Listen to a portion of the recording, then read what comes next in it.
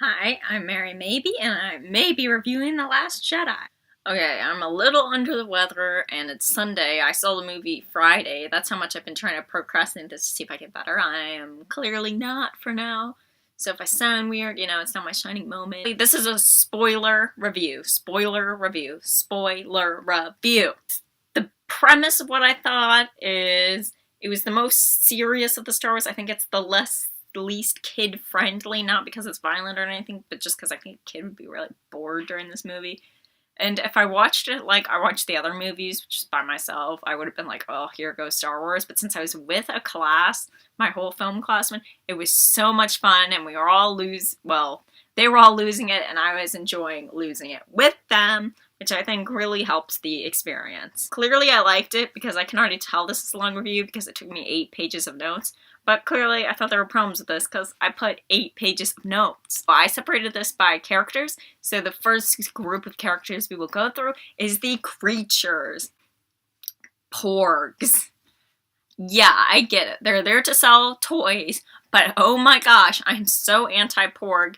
And people keep saying if you like the Ewoks, you like the Porgs. The Ewoks are cute. The Porgs are not cute. He's got their weird beady eyes and just weird. They got weird mouth. They creep me out. And you know what? Yes, the eating scene was funny, but it didn't need that scene.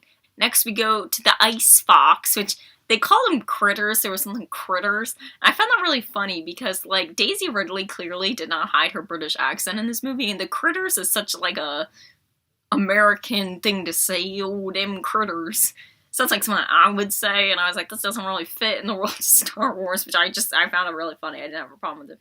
But, I mean, they're, like, directly out of Pokemon. I mean, I just kept thinking about the Eevees when I saw them. The caretakers. They're really the only joke in this movie is the caretakers that I felt landed. I felt like most of the jokes were just randomly in this movie, and it didn't work.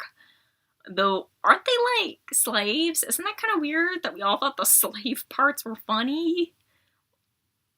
Yeah.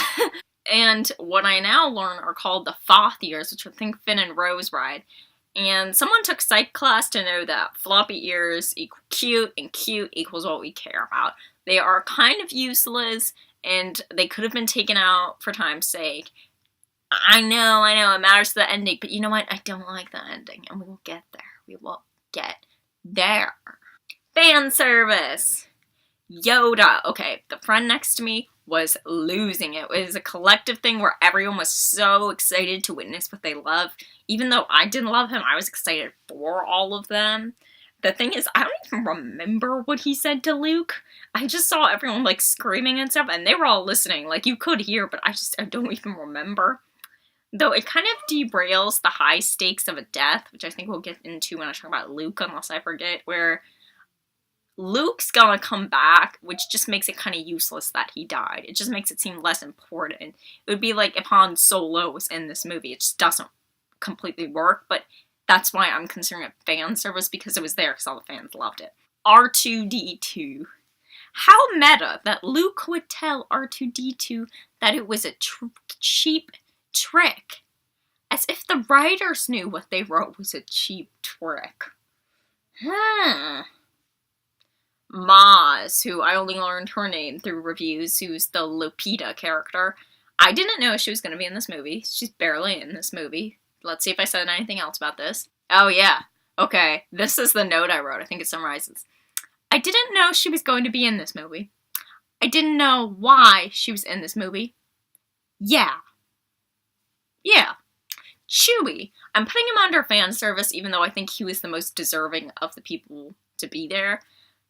He doesn't really serve the plot, but he does. And I say he does because that part with Luke, where Luke realizes Chewie's not with Han, is there. It's so poignant and well done. I thought that was one of the highlights of The Last Jedi, was that you know exactly what's going through Luke's head. It's just, whoop, gets you. BB-8. Okay, I'm counting this as fan service just because I didn't know where else to put it. And the scenes where the coins, it was so reminiscent of Fantastic Beasts, because they have that, like, sloth thing, like, you know what I'm talking, I'm not gonna look up what it is, you know what I'm talking about. And I like BB-8, like, I genuinely like BB-8, but it's so corny when he's there. And of all the things that are totally different to Lucasfilm in this movie, which I think there's a lot, I feel like Poe and BB-8 are very much like the Lucasfilms with the awkward talking to robot campiness. Though the thing is, I really like BB-8. I like how he rolls around. I like it. But did the black BB-8 do anything? I kept waiting for there to be a point to him. Did I just miss it? Like, I'm serious. I know the point is merchandise, but did he do anything except be in the 2-second clip? Like, I'm genuinely asking, because I didn't know then, and I don't know now. New blood. So these are the characters introduced in this movie. The purple hair lady, who I later learned on was named Admiral Holdo. And I'm glad I didn't know her name while I was watching this movie, because I probably would have burst out laughing. Like, sci-fi picks the worst names. I'm Admiral Holdo. Oh, God. And it's really hard not to be reminded of Effie Trinket when you see this. And I did not catch on to the whole blue being the light side and red being the dark side, which makes purple to show you that you don't know which side she's on. I found that out because my teacher was talking about it, because my teacher thought it was, like, amazing. And I commend them for that stroke of genius. That was, like, really smart on their point. The other thing I have to say is Leia is all blah, blah, blah. She doesn't need to appear to be a hero to be one. But Holdo should have told her crew what was going on. They had a right to know. And it's like, she had a plan and she wasn't telling them. That's not really fair when your whole world is dependent on being on this ship. It was like the opposite of Nick Fury, where you're like, ooh, it's cool, there are secrets. No secrets. No secrets. Don't keep these secrets as stupid, okay? Seem like a hero who knows what they're doing so that the mutiny does not happen. You wasted time because you were like, oh, I don't need to tell everyone, pound. Like, they're all worried about their lives, too. Silver Darth Vader. Okay, I'm not even dignifying her existence with looking up on Google, because what a cheap knockoff of Darth Vader. It was like, oh, we can't have Darth Vader in this, so let's put in Silver Darth Vader. And, was I supposed to know who she was with that weird eye thing? Because I, like, legit did not know who she was. Del Toro's character. Did he have a name? Because Google didn't even put in a name there. I don't really care about him. People seem to really dislike him. The one thing I care about, though, is that scene where he takes Rose's necklace was an extremely, an almost extremely impactful scene. Because I loved it when I saw it, because he takes the necklace in that instance, and then he uses it. And I thought it was brilliant, because he was testing her and seeing what she would do for the cause, and she was going to give it back. But then it turned out he wasn't even for the cause, making that whole scene useless, and something they should have been admitted. I thought it was this really smart thing of how much will you give up, and then if you complete this test, you'll be proven a hero and get it back. It just didn't matter. And now I'm back to not caring about his character. But let's talk about Rose. Oh my gosh, I hate her. She annoyed me every scene she was in. She got this stupid ass hair that wasn't even in buns, and all the female stars have stupid ass hairs. Except for Admiral Holdo, she had cool hair, and the Billy Lord character, I was like jealous of that hair. I thought those buns were cute, but like, they're buns. I'm used to the dumbass stuff being in buns.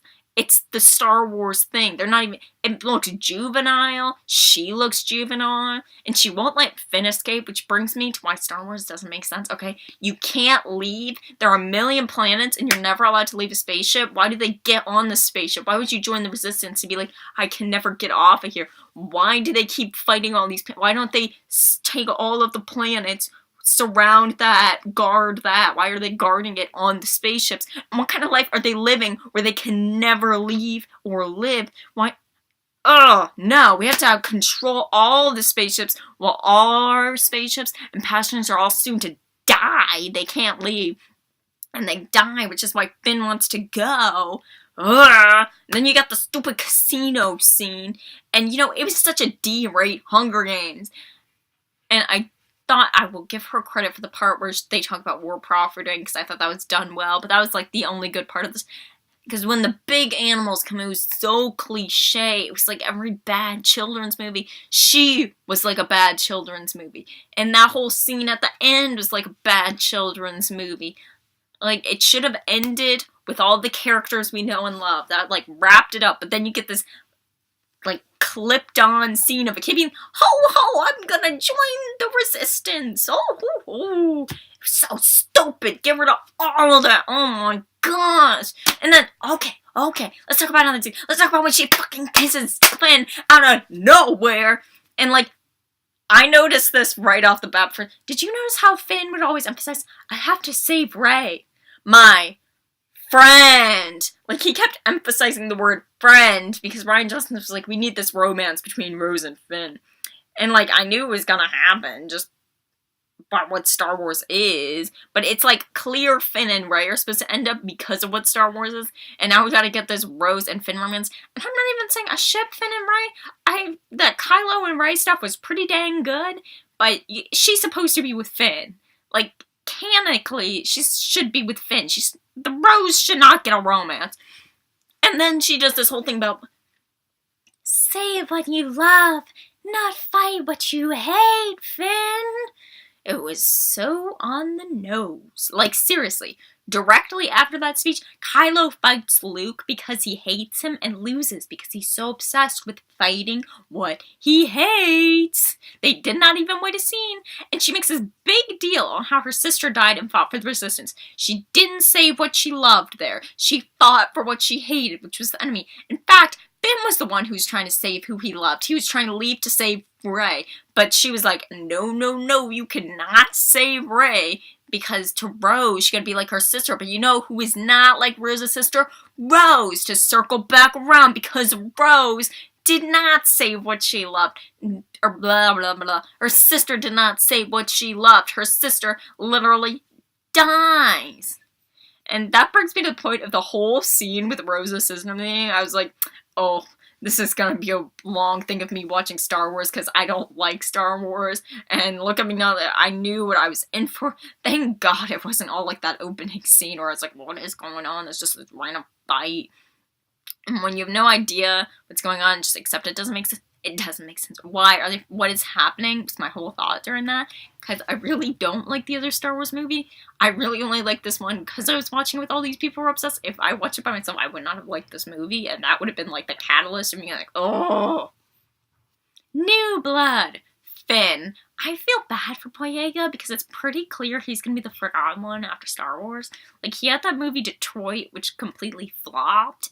And like, it was clear before then, because Daisy can be in anything. She's like a pretty star attached to the biggest show, and she's not a character type.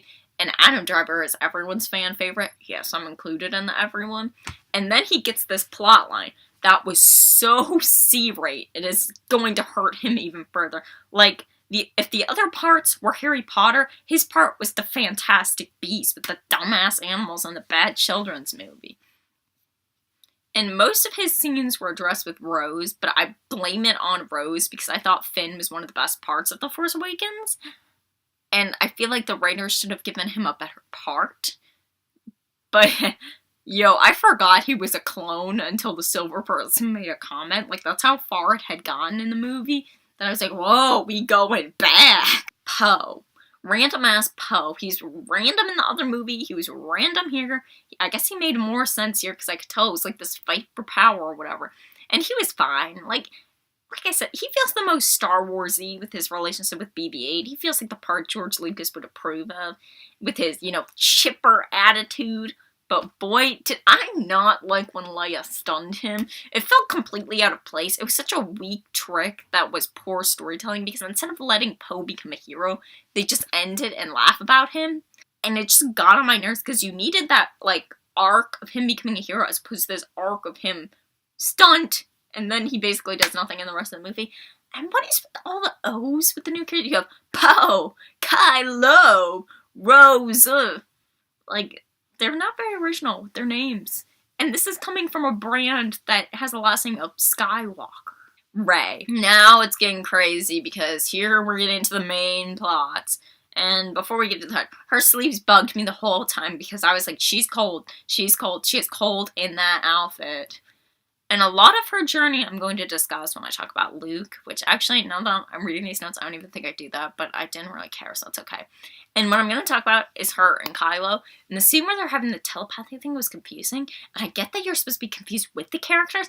And while it was happening, I was going back and forth, leaning towards not liking it, then I would go to liking it. But now that it's over, I'm like, I didn't like that. I did not like being confused with them. And I think the shirtlessness was a perfect example of how the comedy was so awkward in this movie and just like, oh, it just didn't flow. It was, there were insert the joke here to make kids like it, but the kids wouldn't have liked those jokes. It just felt out of place.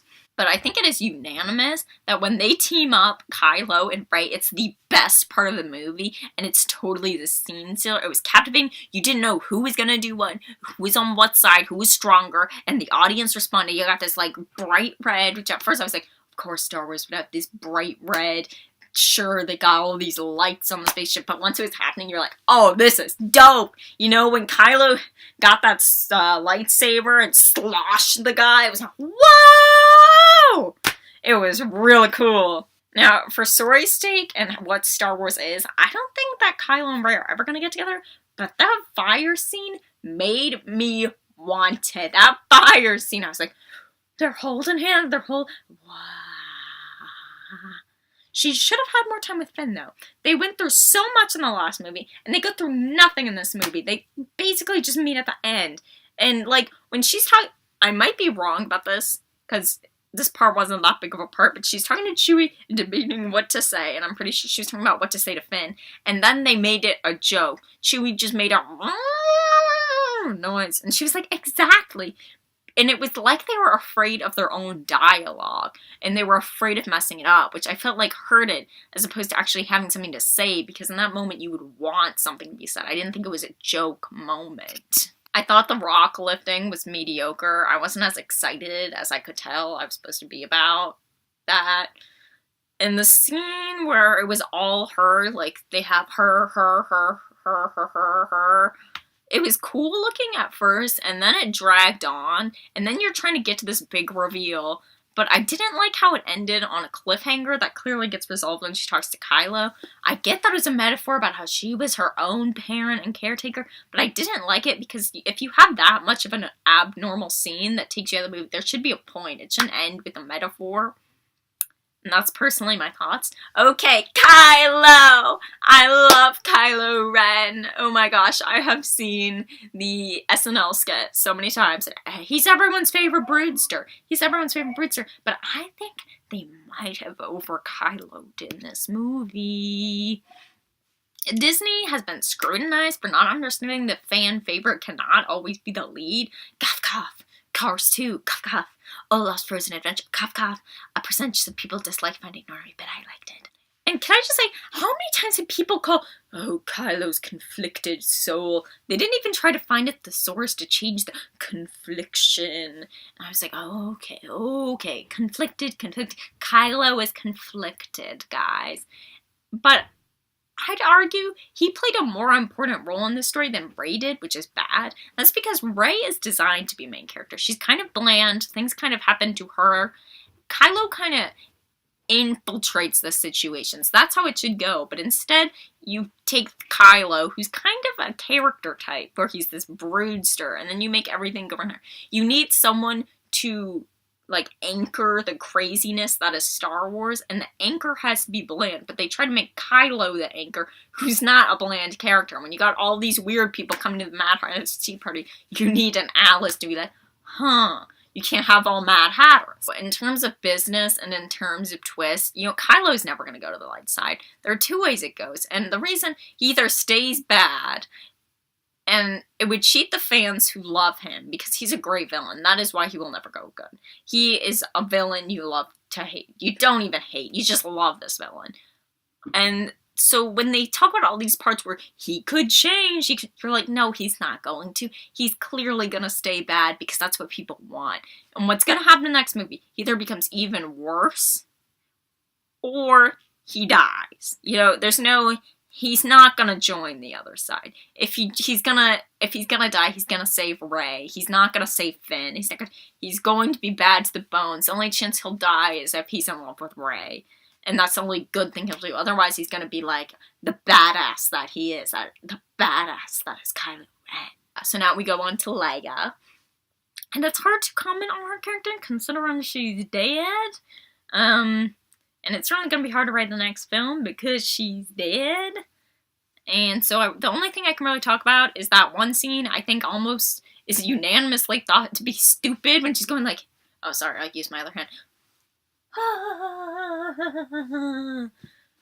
Like, what? It looked so corny and cheesy, and it reminded me of Guardians of the Galaxy, except the difference is in Guardians of the Galaxy they died, and it was good because it was like, you can't surprise things. Instead she was just like, oh, I am using the Force and surviving all of the stuff that should be killing me because I'm getting back to the spaceship. What the yeah, whatever. That was her moment, and it was stupid and dumb. And now we go on to Luke. And he is the thing that ties all of this movie together. And before we get into the other stuff, what did he give to Leia? Because I didn't know what those sticing were when we were introduced to it, but I legit thought they were roses. So I was like, where did he get this? And I see why Hamill didn't like this, because what they do to the character is not what George Lucas would have done. It was too dark. I never finished the trilogy, but I thought the overlying message was like, to never give up, and here Luke gives up and moves to a desert island. It's not that like, go team spirit. Like, Luke is supposed to be a hero, not some guy who would sit back on the island. He doesn't try Rey, or doesn't want to at first, and it's like, come on, Luke, come on. But now we gotta talk about Kylo and Luke, and I know it's a trope, but as someone who grew up rewatching Kung Fu Panda all the time, all I could think about with Kylo and Luke was Kung Fu Panda and Shifu and the evil leopard. And I'm gonna say it, it's gonna be an unpopular opinion, but I thought Luke was lying when he was telling right. I trust Kylo more than I trust Luke. I think Luke was gonna kill him versus Luke being like, oh, I'm gonna ponder. Because if he was pondering, you see his face wonder, but he still doesn't put the sword away. I think he was gonna kill him. I think Kylo did the right thing by getting his lightsaber out. And I thought the fight scene at the end was really poorly written. Here you have Kylo, who kills the hologram of Luke. He thinks it's the real Luke. But instead, Luke's still alive on the island, but oh no, he died. And so here's the thing. He should either be killed by Kylo, so Kylo lives with the repercussions of that, or not die. Because at this point, it's like, yes, Kylo did kill you because you went to fight, but you also killed yourself. Like, that was kind of stupid, and not to mention, now that I think of it, there's gonna be a plot twist in the next movie, because they're still gonna think Luke's alive, they're gonna go all the way to the island and be like, where's Luke? And it was such... The last movie, Kylo killed the dad figure. He killed his physical dad. This time he's killing his metaphoric dad, who's his teacher. Like, it all felt like a ripoff. Like, everyone thought Luke was gonna die in this movie, which is why you don't kill Luke, or you kill Luke, but you also kill other people. Luke's the main character who dies. It's uninspired. It was like the least original twist. I could see it coming before I even saw this movie, which is bad. When even I'm saying that's what's gonna happen, it's bad. And there's perhaps more I can talk about, but I'm wrapping it up. Bye!